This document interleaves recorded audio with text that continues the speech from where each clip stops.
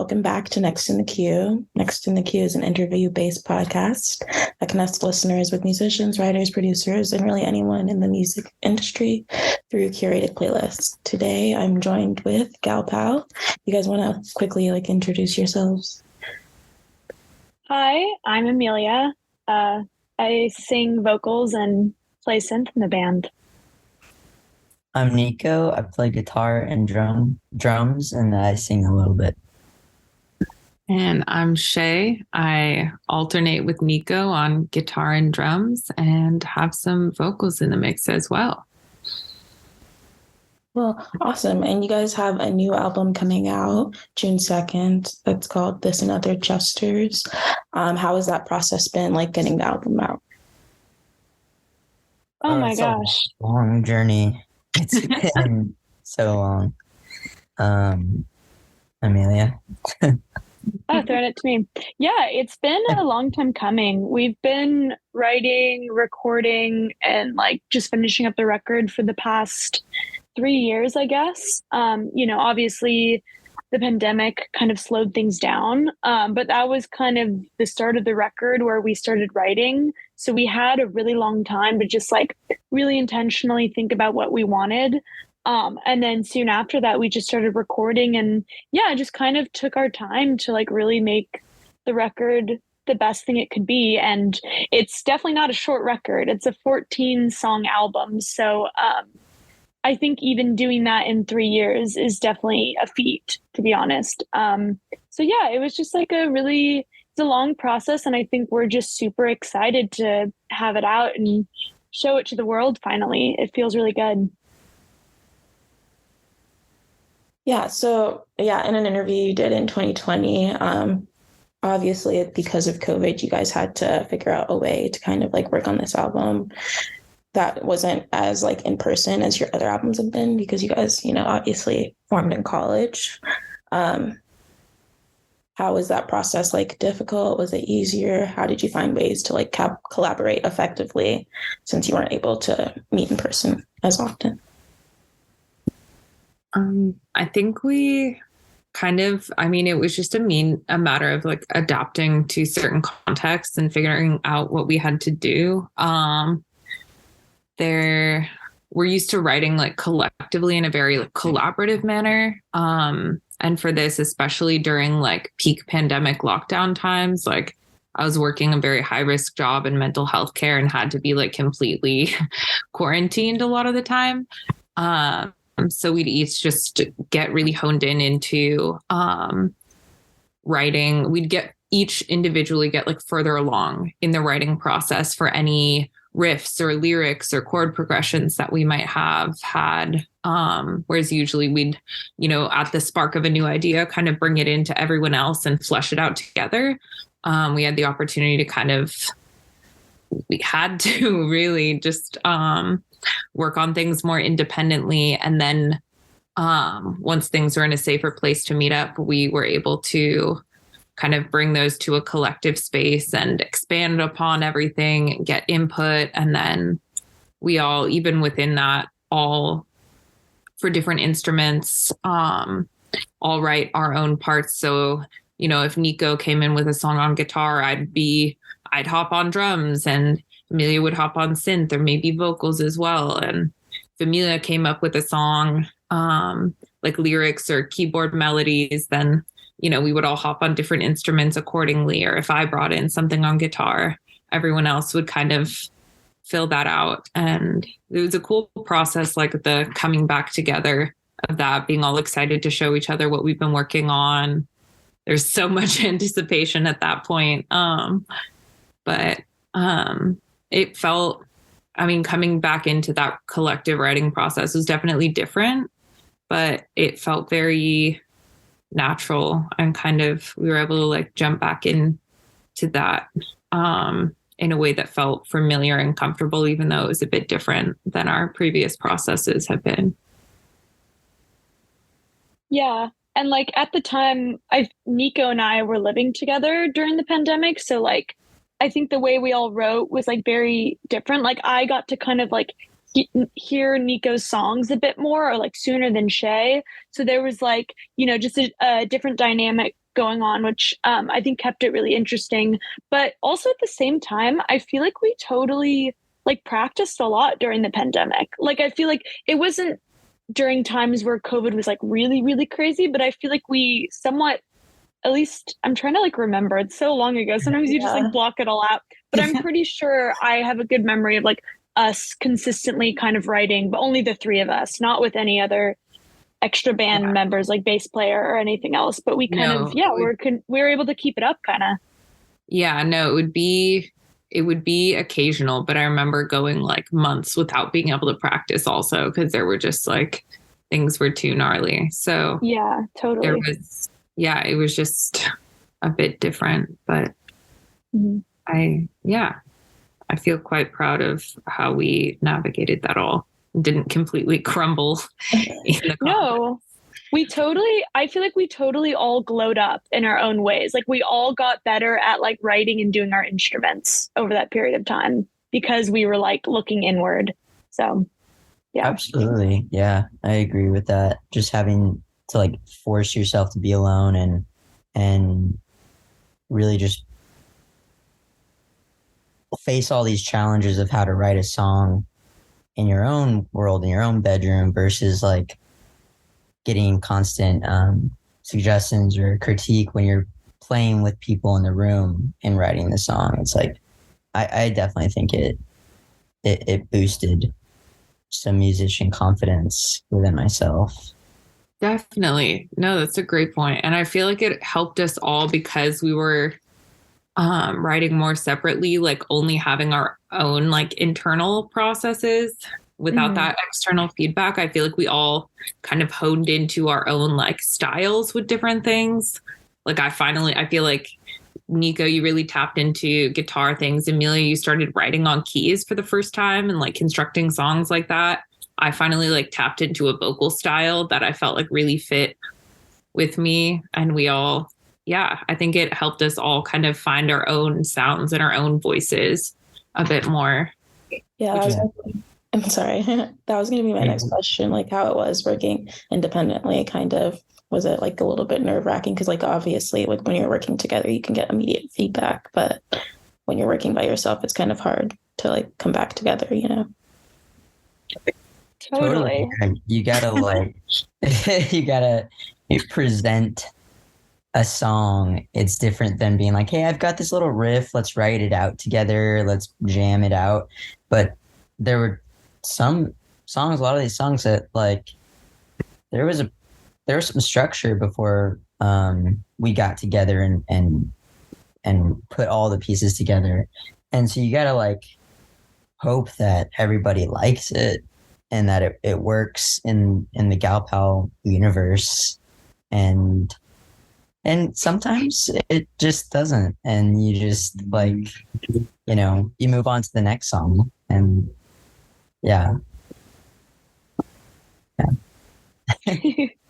I heard an interview. I really liked what the guitarist of Paramore said, that he'll like introduce songs to the band. He works on songs and introduces them. And if they don't like the song, he has to go through a grieving period with the song. Like, okay, that song is like, we're not going to turn that into a song with the band. You have to kind of like grieve it. And like, it really does feel like that. We're like, with us, you know, feeling like we need to like present some stuff, and then if ideas don't work, they just don't work, and you kind of just gotta like, you know, put it down. Yeah.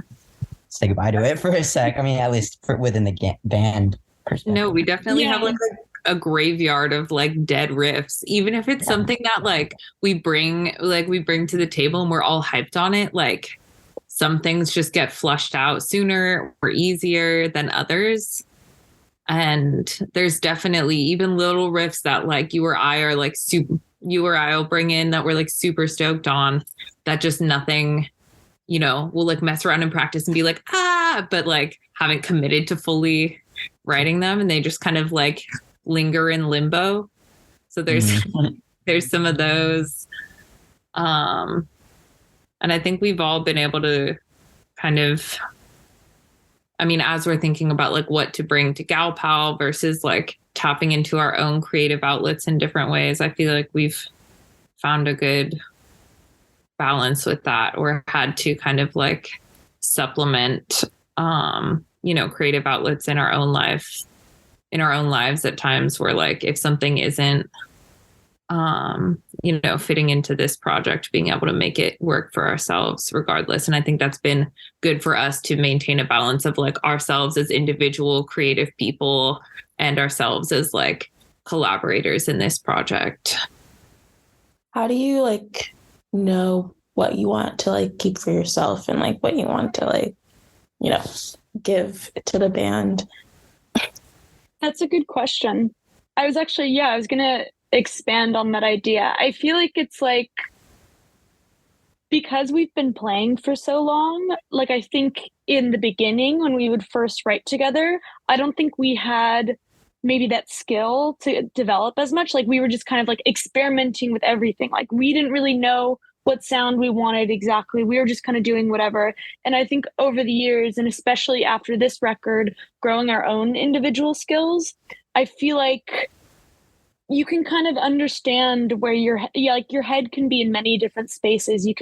And I feel like the three of us have been able to kind of figure out like, oh, this is what a Gal Pal song could be. Or like, oh, this is a riff that I think like Shay and Nico would really like. This is a style that I think we could all fit into. And then anything that I write outside of that, sometimes I'll still present it to Nico and Shay and be like, hey, I wrote this song, like maybe it could work. And then again, if they, don't like it, then we toss it aside. But I think the three of us have been able to kind of maybe like subconsciously figure out, just a type of sound that we can present more as a group project, just because we've been able to hone in on that a little bit more over the 6 years we've been playing together. But at the same time, it's always changing too, so we're I think the three of us always, we'll present certain things, but I think we'll all always have kind of an open mind to new sounds as well. Yeah, because I think even like, I'm sure you experienced this after listening to the record, but even the sounds that we've created already, it's quite broad. There's like a very wide range of things. So there's not much that's necessarily like off limits. I think sometimes things that I'll think about if I'm like, okay, do I want to try to like, make something happen in a Gal Pal space or not, is like, comes down to, is it something that, we would be able to perform together or something like that. And yeah, for the most part, I'll think about our kind of collective tastes or different directions we've been excited about. And I think more than having certain things that I'm like, nope, that's not going to be for Gal Pal. It's just whatever. And I end up being most excited about to bring to Gal Pal will like be prioritized. And sometimes other things just won't be brought to the table, I guess. Mm-hmm. Yeah. So you guys formed like 6 years ago in college. How do you think, maybe correct me if I'm wrong, like 2017-ish? I don't know. Now I'm like, because I said 6 years. So I'm like, has it been more? Wait, we were 18 when we all met. How old are we? We're 26, 27? We started our sophomore year of school. Oh, true. So now it's like 7 years or maybe even 8 years. Oh my God. Like, yeah. I think so. It's really crazy. But like, yeah, we were all just so different then, and like in our musicianship, so vastly different. Very, very, very baby.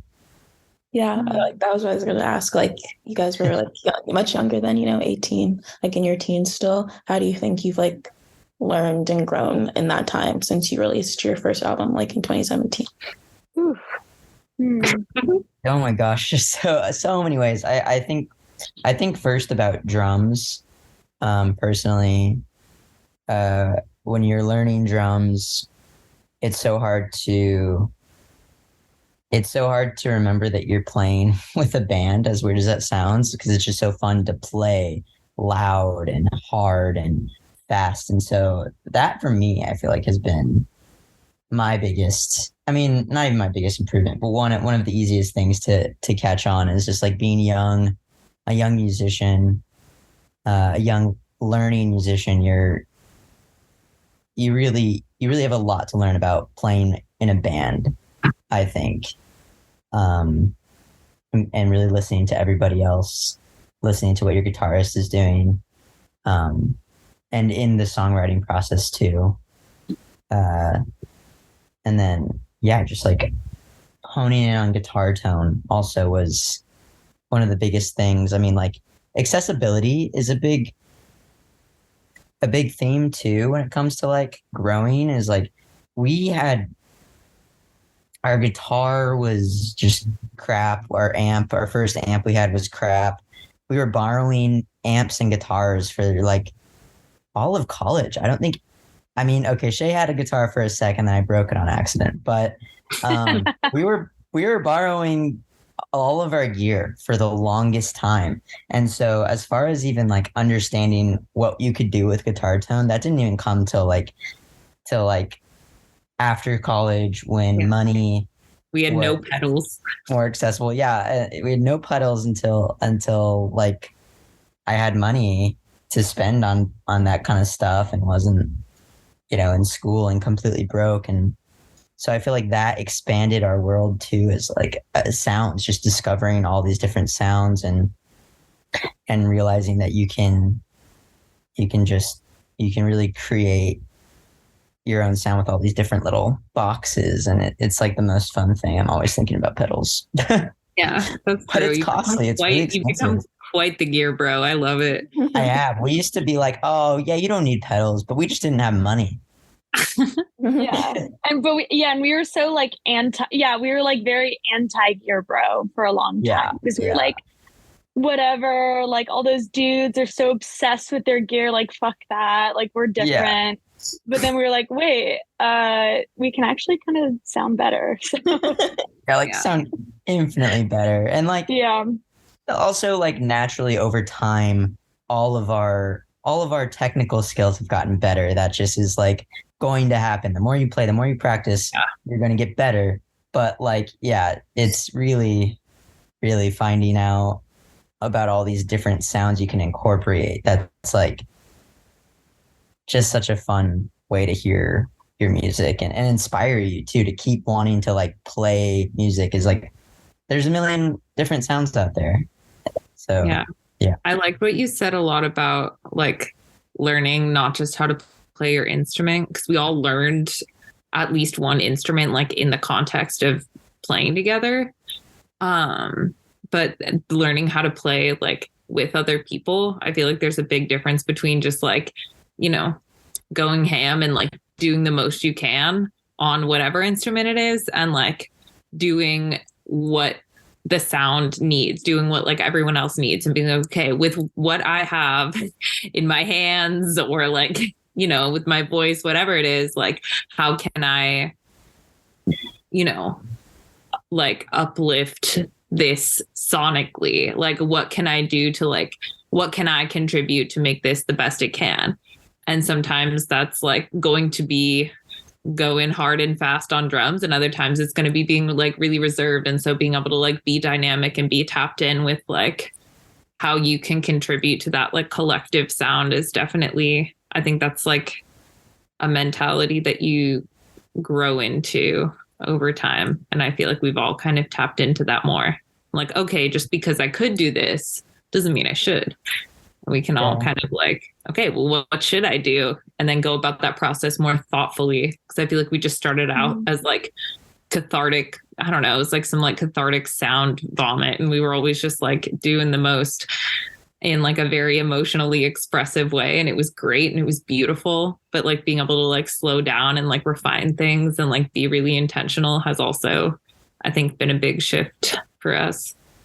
How do you think being in college and like now having graduated has changed how you guys collaborate together effectively? Because like, I feel like in college, I like having responsibilities. You do have them, but it's a lot easier because you're closer together. You're in like the same environment. How is it different now? Yeah, I feel like the difference, I mean, there's a lot of differences just because all of us, we started the band in Santa Cruz and then we all moved to LA after college. So we totally switched up, the area we were playing music in. And I think getting to LA and getting to the place now, the biggest thing that's really changed is like we've just become, the band has become like a bit more serious. And I think there's a little bit more pressure just when it comes to like playing shows or putting a set together.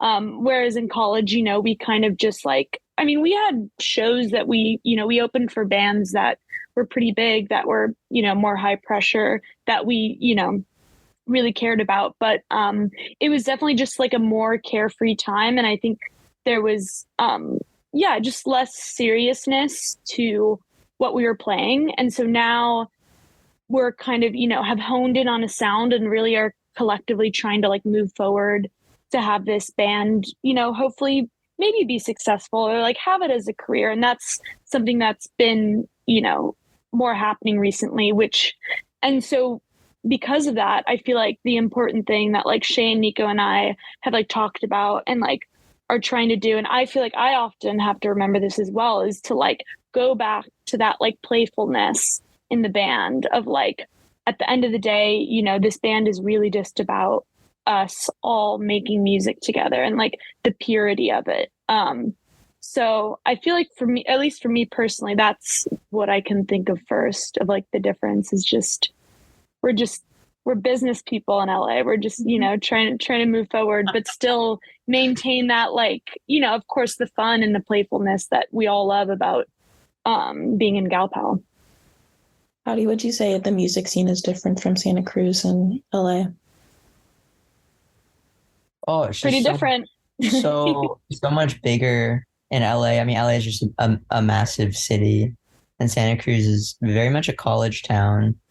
So really, we would just play with like our friends' bands who we were all really in college. And then every once in a while, there'd be a cool touring band that you'd hope that you could open up for. But out here, it's like if you're living out here, you're like probably in a band, you're probably a comedian, you're probably an actor, you're probably a writer, probably one of those things, And my brother says this joke where he could probably go into any bar in Silver Lake and go up to any dude and be like, "Hey, I like your band," and receive the answer, "Oh, which one?"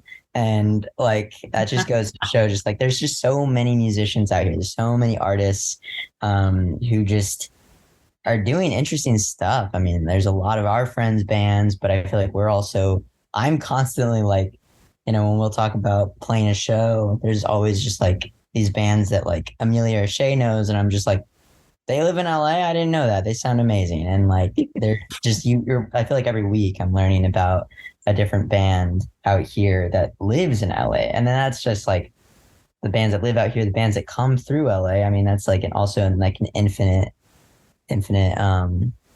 table of bands that just, there's just so much action. Yeah. I love it. Definitely. You get to be like a creative sponge.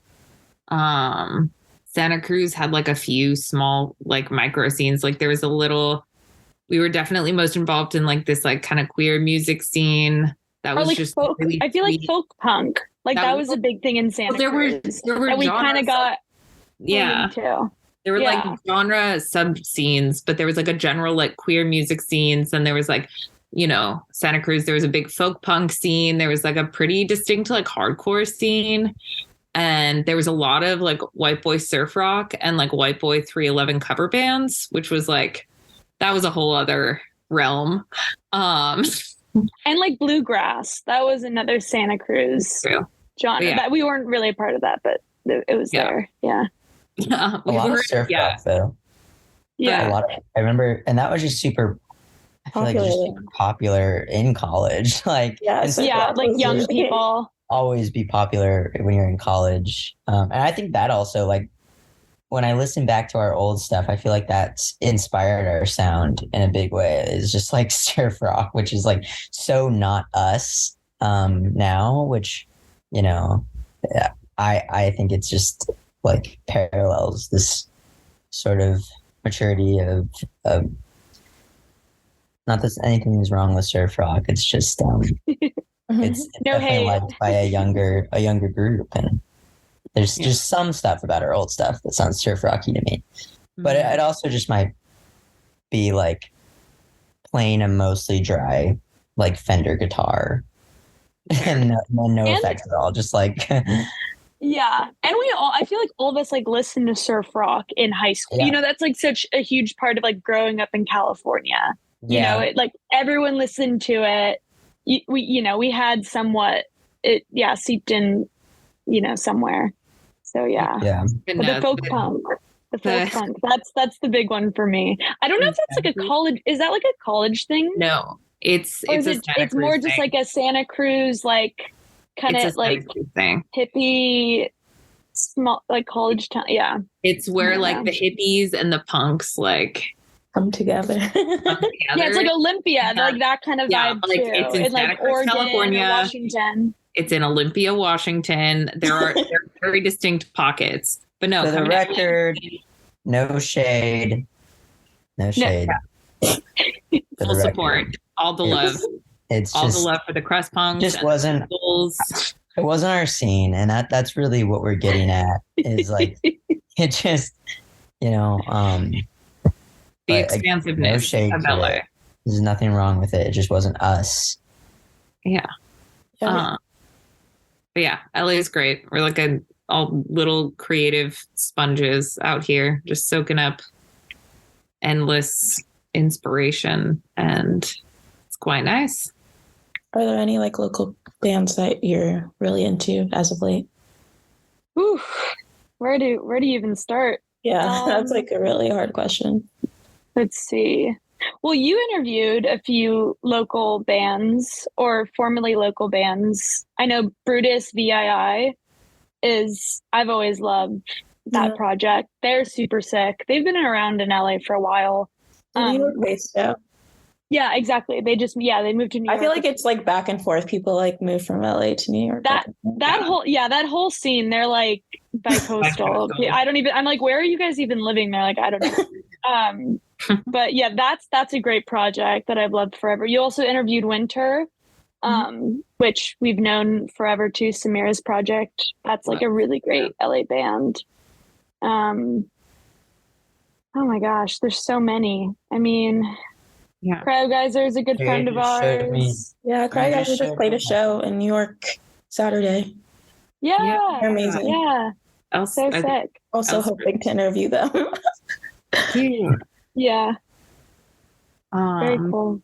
Yeah, there's even bands that I've like seen, I don't know, sporadically throughout time, but they're not as like active or like immersed in maybe like the scene we play in. There's this band Behavior that I had seen years ago.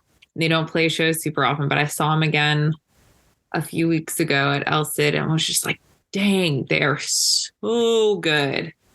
And it's cool also like being, I don't know, even just living in LA, playing music the past like 5 years or so, like being able to see other bands in the scene like evolve and change and like see them grow and have their sounds go into new realms. It's all, I don't know, it's all very cool.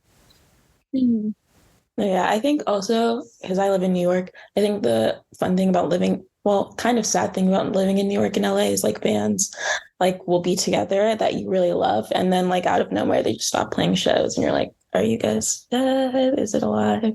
Just from like they're all in different projects and it's like the one that you like the most is like dead for now. Yeah, that's always a sad thing. I mean, it's hard. It's hard to be in a band long term, especially when you're young too. It's like, there's so much life change that like, it takes a lot to have the longevity of a project. You gotta put in a lot of work. So that's like the tragic and almost like beautiful thing about that too. Because also I feel like there also is like something beautiful about like a really good band kind of having like a small spurt. Like they made this one record that was just like, it, and I don't know, there's something like kind of cool about like, you know, that being in such a time and place, even though it's like totally tragic. Yeah, I feel like we've known a few bands like that over the years that we've been really bummed about breaking up, or even some like Santa Cruz bands that we were hoping to like have them continue longer than they did, but Totally. it's the nature of it sometimes. It is the nature. Yeah. So your new album comes out June 2nd, and the first single that you released was Mirror. Can you tell us like what the songwriting process about that song was like? Yeah, that song was like probably one of the most collaborative songs on the record. Maybe there's like three songs that I think are truly like we literally only wrote together. Mirror is one of them, and that was a song that I think went through many different shapes. Like I feel like we had different versions of it, and it was kind of honed in over time to be what it is on the record, or yeah, what we recorded it as on the record. We went through 3 different bass players during that song. Like, did we started really? writing that song. Yeah, we started writing that song. God. I think that was one of my first that I was writing off the record. That I started writing long ass time ago, and I remember Santa Cruz with Sydney. Yeah, so we had one bass player, then we moved to LA. We're still kind of working out the song, had another bass player, and then another bass player. And each version, the bass player gave it such a different life, different shape. And I mean, we're happy with what we have now, but I have like one demo from an older bass player, and it's super different. But that song, I was supposed to be like the end of another song that it was like going to be a 7 or 8 minute song. So we just like cut it. And I remember a super inspiring thing with that song in particular was like one of the first pedals I had bought that really trickled down into this well of pedal love. But I went to a shop in Santa Cruz. This is back when, I don't know if we were living there, but I was visiting a lot. And I went to a shop in Santa Cruz. And I was like, I don't know what I want. I want an effect, and I don't have a lot of money. And so this guy was like, get a delay pedal. You're gonna need one, and it's this Boss pedal that if you hold it down, it repeats what you just played, like a short, like fourth of a second, just repeats that, and that was really like a big inspo for how this song ended up sounding, is just having that this ability to make a weird effect with delay. And you hear that at the end of the song more, when things get a little crazier, because you can hold down that effect and just let it drone out. And yeah, so that one, I feel like I don't even know if it really wouldn't have sounded at all the same if that pedal was not sold to me and advertised by that Santa Cruz music shop employee. We owe it all to him. We'd be a different band if it wasn't for him. But yeah, that tracks. Yeah, I think we all kind of like just we all kind of like delved in our own ways, like with me on drums or Amelia on the vocals, like kind of tapped into that like repetitive, like trance like state of that song. And it, yeah, kind of expanded in parts and contracted in others and evolved into what it is today.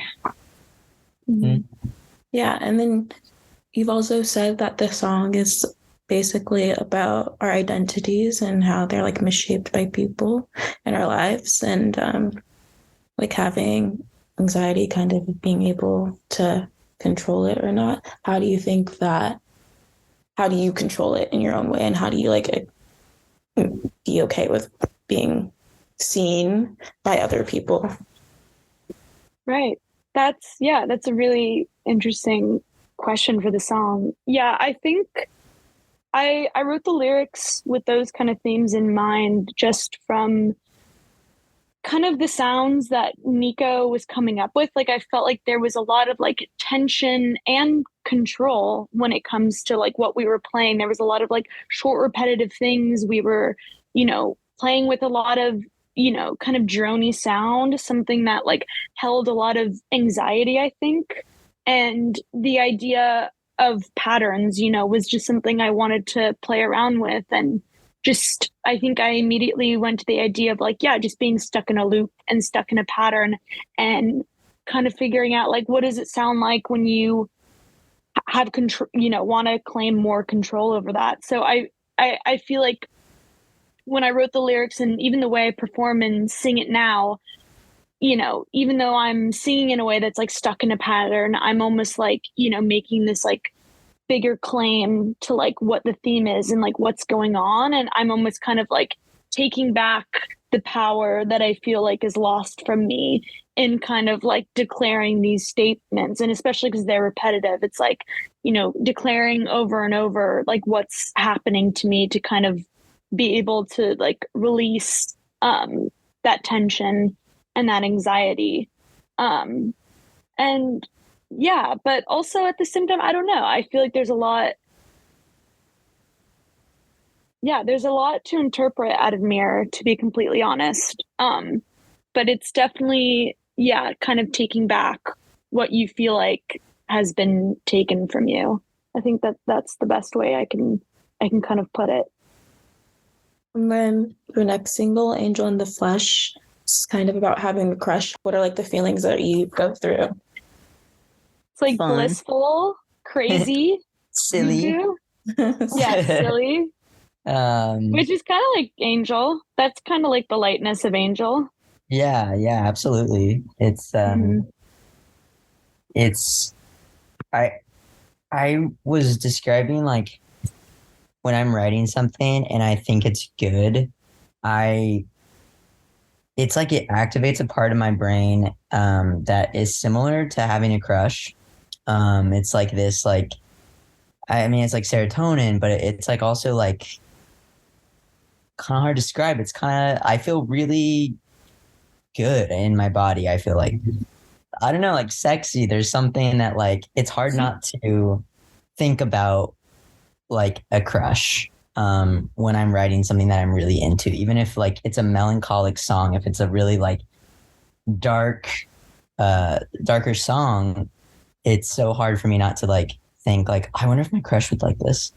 and just you think of that person and Get all giddy.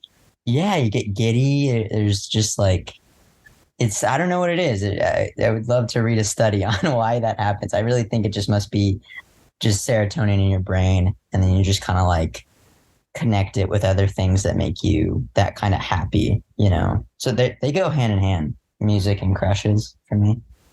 Yeah, I feel like I do better when I have a crush because, I'm like more motivated to do stuff. Yeah. I gotta do this. Definitely. That is so true. I feel like wow, crushes can really serve certain like functions in terms of like maybe you have a crush that's really into this or that or whatever. It'll like spark you to like deep dive into something and like learn about something new, or like maybe it'll shift the way that you're thinking about or engaging with something, kind of like as you're thinking more about connecting with this person.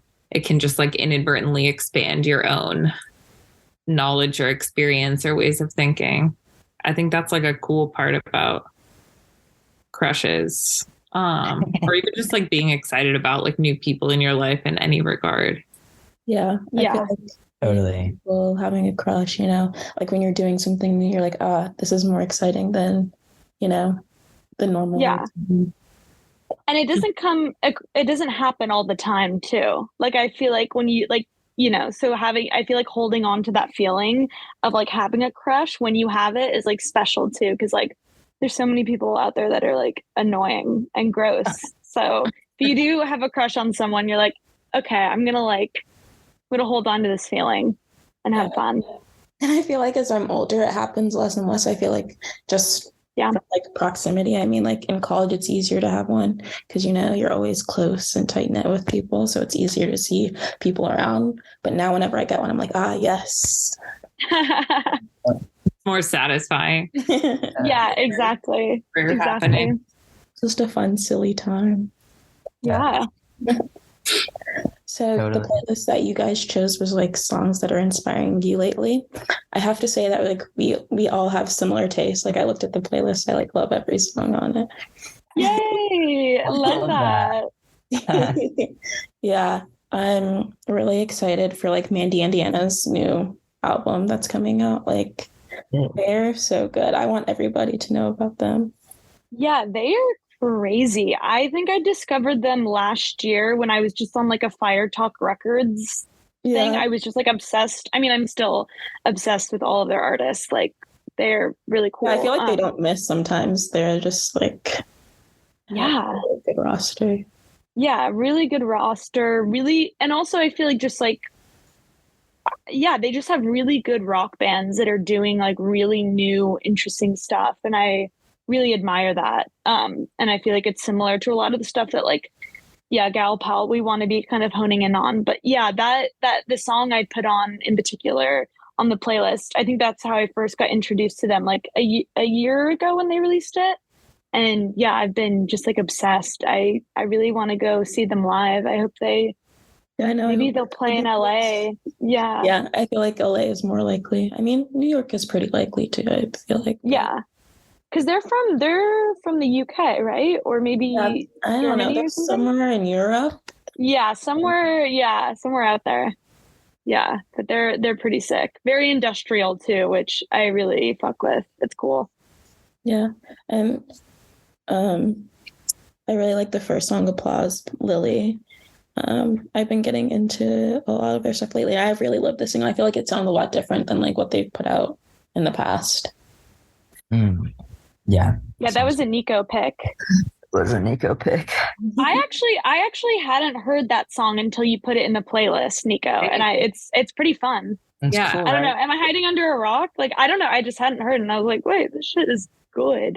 I discovered it kind of recently too. I didn't know about that band. But it kind of sounds like Idols. Like his voice sounds like Idols, but it's more like it's less like less hardcore.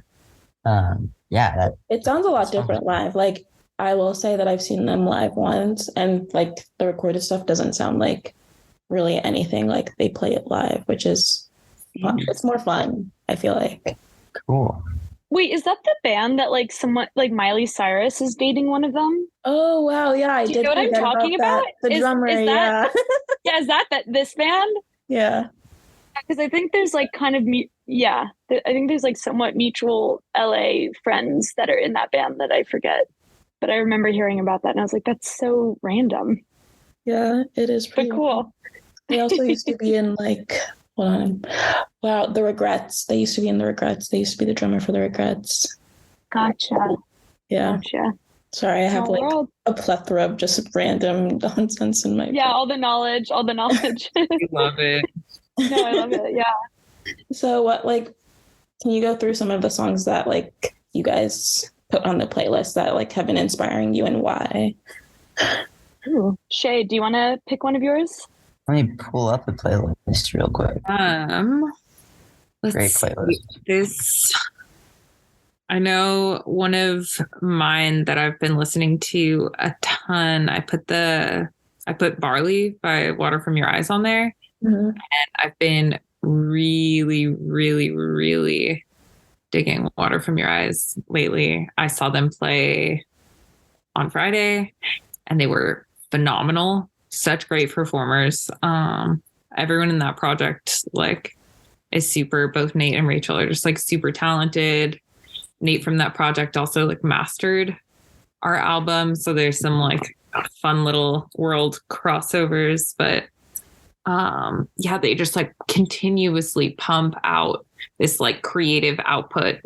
Like it's endless. Both of them in Water From Your Eyes and like in their own projects. There's just like a stream of dope ass music coming out of both of them on all sides. And I also love Thanks for Coming too. Yeah, like their solo Yeah. stuff is so good too. Yeah. Oh my gosh, yeah. They've had like a really good come up, like opening for so many cool bands. I'm like, that's insane. Yeah. No, I'm super stoked for them. But yeah, Thanks for Coming. Those Rachel's lyrics hit different. But yeah, I think and such I appreciate that, like both with that project and their side projects, like all the sounds are so different, but there's some like common ground, and I think each of them like tap into different things that I appreciate about music or find inspiring. Like there's this one Thanks for Coming album that I'll always put on like when I need to get inspired to like do something. Mm-hmm. Yeah. Does anyone else want to do another song? Frog 2 by Mama Larky. Oh yeah, It opens up their record with just such a hit. That record, Pocket Fantasy, is pretty incredible. Oh my goodness, the sounds that they're doing are great. They're just all over the place, but super like a little less like definitely less like rock driven, but just fun and like soulful in ways too. Yeah, I like that band a lot. I like that song. Very joyful. Like Joyful, I don't yeah. think I know any other band that like. Actually, that's not true. But at least a friend that we know that like plays like just such beautiful like happy music but in a way that's like so particular and smart, and yeah, it's we love Mama Larky. Yeah, they're geniuses. Yeah, it's like frolicking music, but not surface level. It's like frolicking after a long journal session music. Like it's thoughtful frolicking. Thoughtful frolic. I would love to be able to give someone that as like a genre one day. Yeah. Thoughtful frolic. Yeah. It'll be like on your, like if you guys have Spotify, what was that one that they did like, I can't even remember. It was just like female singers, but they called it something like, it's gonna kill me. I'll remember later. Is it like a song of theirs? No, it's just like they had a genre that was just like female singers that sing rock music. And Bubblegum pop? no, it wasn't bubblegum pop. Power pop? No. My goodness. Hold on. I'm gonna do a quick Spotify playlist. It was like Cherry Glazer was in it, Sasami, it's like Mannequin Pussy was in it. This is gonna kill me. Maybe it'll come to me, but yeah, at some point. Send it to us. Yeah. But I think that's funny. Oh my goodness, it's killing me actually. I didn't even realize there was like a genre for that. Well, I think Spotify like makes a lot of, when people do like the wrapped things, they'll get all these like weird, like your top genre is, and then Spotify will literally just like make up a genre. Yeah, yeah, they like made up a genre, and it was just like basically female singers that sang rock music. But thoughtful frolicking could be the new end of the year Spotify. Yeah, Spotify, if you're listening, what was it? Thoughtful frolicking. You can add Galpal to that playlist. Maybe only one of our songs, but the rest of our songs are like thoughtful, like anxiety. Yeah, or like journey. I don't know. Yeah. Like a few like frolic songs. Journey music. Yeah. Dude, yeah, that is That's funny. true. Yeah. Journey music. Journey Not music. to be mistaken with Journey's music. The band, very different. Two different things, completely different. Yeah, but I also I like love this place. Like I love Wednesday, I love Wombo, Paramore, all the faves. Heck yeah. Oh, I was just gonna say I liked the process of making a playlist together. Something we'll do every once in a while, but like I want to do it more because like we were just talking about like the song Nico threw on there, like the Lily song that like Amelia and I hadn't heard before. I'm like, dang, because we all have like a lot of overlap in our tastes, but also quite like different tastes as well. So it's a cool Yeah, thing. Like, that's why I like doing this too, because I like getting playlists from different people. It like expands like what I listen to. Definitely. What were you gonna say? Now you got to send us a playlist that you made. Yeah. Ooh, Yeah. that would be cool. I'll make a playlist. 1 hour. Yeah. Yeah, we do have an extended version of this playlist as well, if you would like. No, yeah, I'd love to hear the extended playlist. Cool. Yeah. So do you guys have any like things that you want to plug or last words that you want to say? I mean, obviously June 2nd, listen to the album, it comes out then, but anything else that you guys want to add? We have a show on the 13th of May in at Permanent Records Roadhouse with Levada, and we're super stoked, super into that band's music. They just put out a record. Yeah, so that's in LA, the 13th of May. Mm-hmm. Yeah. And we might have one more single to look out for. Okay, so everyone look out for that. Yeah. We'll see. But thank you guys for coming on. It was like great having you. Yeah. Thanks for chatting with us and having such thoughtful questions. Appreciate it. You have now reached the end of the episode. Thanks for listening. If you're in LA tonight and listening to this today, you should definitely go to their show tonight. Yeah. Fuck. I'll have all of their links down below. And I'll have all of their links down below, and their album comes out June 2nd, so definitely stay tuned for that. Bye, y'all.